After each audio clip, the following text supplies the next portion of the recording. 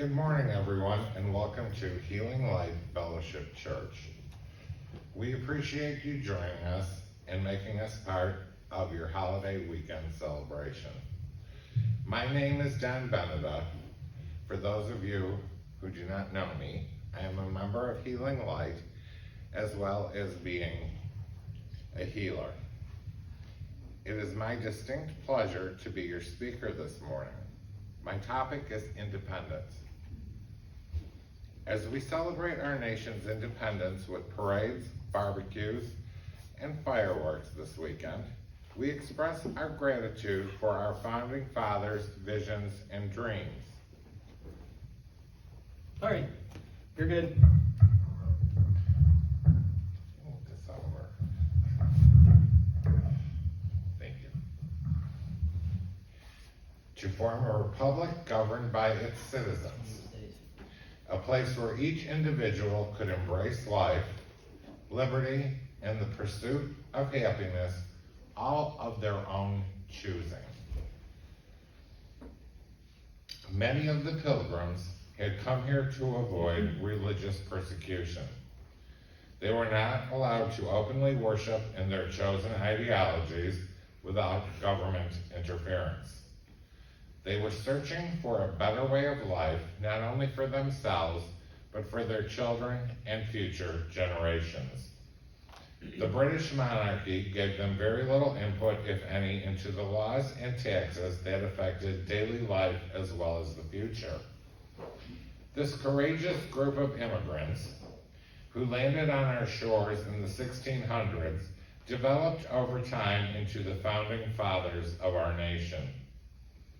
In time, the Declaration of Independence was written, the Constitution was enacted, and the long and heroic battle was eventually won. The United States of America was created. As Americans, we are charged with the preservation and protection of not only our personal freedoms, but those of all our fellow Americans.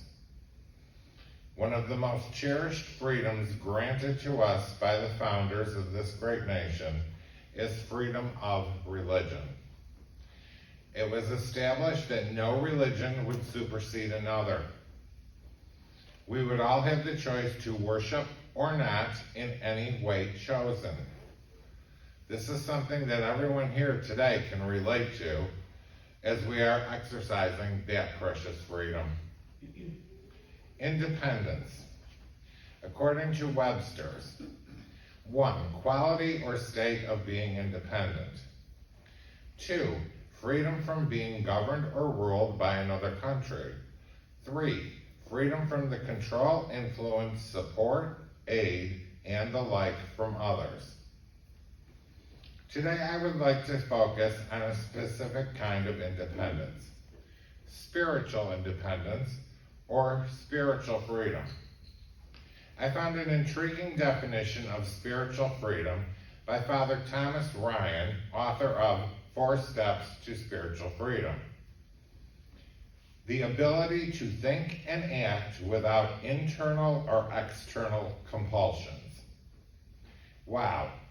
Imagine not letting personal feelings or outside influences affect our decision-making process. I would like to briefly discuss with you the steps in the book according to the author. This spiritual freedom requires an acceptance of oneself as historically coming from God, going to God, and being with God. As it is stated in the Bible, John chapter 8, verses 31 through 36, then Jesus said to those Jews who believed in him, if you abide by my word, you are all my disciples indeed, and you shall know the truth, and the truth shall set you free. Step 1, know who you are. Have a realistic sense of who you are. Accept your strengths as well as your weaknesses. Your failures have made you who you are as much as your successes.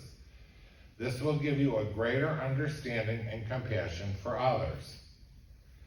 Step 2, live your calling to the full. Be in tune with the universe. Be aware of all signs presented to you. And most of all, meditate. Listen to God. Step 3, let go of results. Do not dwell on success or failure. Take them in stride and keep on going. Do not give in to unhealthy attachments. Do everything for the glory of God. Enjoy what life has to offer without going into excess. We all need to evaluate what we do to excess to correct it, whether it be drinking, gambling, overeating, compulsive shopping, etc. We must try our best and know there would be no success without failure. Step 4, daily rededicate your life to God. We turn away from those things that interfere with our spiritual connection. Gossip, violent TV shows, music that doesn't soothe us, and things in general that just don't agree with our high energy. We all have the sense when the energy feels off around us. Avoid those situations or surround yourself in white light if you can't. I would like to share a personal experience in which I find applicable to my spiritual freedom or independence. I have a reoccurring lesson in my life about staying away from drama, especially other people's drama. I need to realize that I cannot fix or control the actions of others and basically just need to keep my big nose out of it. I could bore you for hours with countless examples, but I promise I won't. Last fall, I had what I thought was a huge dilemma in my life. Two of my godchildren, who happened to be brother and sister, had a big blowout. They each informed me that the other was out of their life for good. Needless to say, I was very upset by this turn of events. And all I kept thinking about was how this affected me. These kids, young adults, 29 and 39, their families and friends always spend Christmas Eve at my house. I was determined to fix this before the holidays. We had to cancel the previous year due to COVID, and I was putting my own wants in front of the real issue. I spent countless phone calls and text message, and even tried guilt-tripping them to no avail. I guess not growing up in a strict Catholic environment, the guilt thing's moot. I probably poured gas on the fire. This was not my problem to fix. It was a lesson they had to figure out. I was actually encroaching on their freedom by creating more drama and putting myself in the middle of it. However, it didn't dawn on me at that time. Well, we all know lessons come back harder and stronger, and this was no exception. Several weeks ago, while having dinner with my brother and his son, the dinner conversation turned from our usual playfully snarky to a shouting match. My brother and nephew just blew up at each other. I immediately removed myself from the situation and went outside. Shortly after, my still shouting nephew left the house to get into his car. I just hollered down the driveway, "Drive safely," because I knew how upset he was. I returned to the house to clean up the dinner dishes, and my brother was trying to engage. He was trying all night to engage me in discussion of the events. I kept quiet and just listened. I was tested for several days with the opportunity to offer my opinion, and I resisted. Hard to believe, huh? Well, I held back, and over the next following weeks, Kevin, my nephew, and my brother arranged to have a talk and clear the air. It seems to have gone off well. Father's Day was enjoyable with both of them being there, and conversation was great. We had a good time. And they played golf yesterday. By avoiding this drama, I was able to focus my energy on other things at a much higher level. Well, when you least expect it, the reminders pop up. I was a polling judge for the primary election Tuesday. Most of the people were kind and polite, yet a few were absolutely unbelievable. I recognized the choices I had. I chose not to engage in the drama. Even though they were taking it out on me, there was obviously another issue at hand. My spiritual independence depends on me, the way I think, the way I act or react, the actions I take or choose not to take. Letting go of old habits and thought patterns are part of my growth on the path to my spiritual freedom.